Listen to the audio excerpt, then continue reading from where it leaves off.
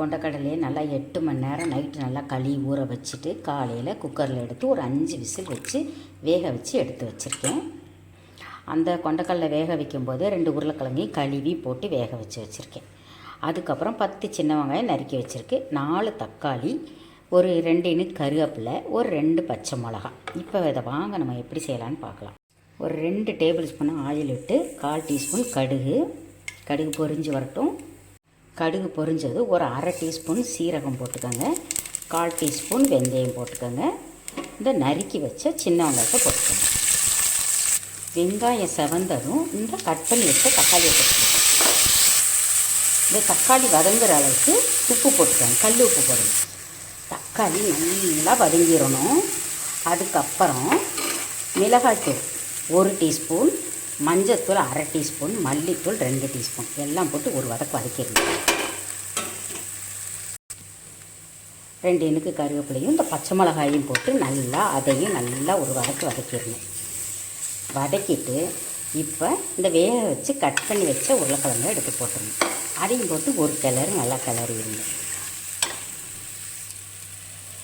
இப்போ இந்த வேக வச்ச கொண்டக்கடலை தண்ணியை ஊற்றிடுங்க. ஒரு 2 நிமிஷம் கொதிக்கட்டும். இப்போ இந்த கொண்டக்கடலையும் சேர்த்து போட்டுருங்க. இதுவும் நல்லா சேர்ந்து இந்த உப்பு காரம் எல்லாம் இப்போ குடிச்சு பார்த்துக்கோங்க. உங்கள் காரத்துக்கு ஏற்ற மாதிரி போட்டுக்கோங்க. போட்டு இப்போ நல்லா குடிச்சு பாருங்கள். நல்லா ஒரு 5 நிமிஷம் குழம்பு கொதிக்கட்டும்.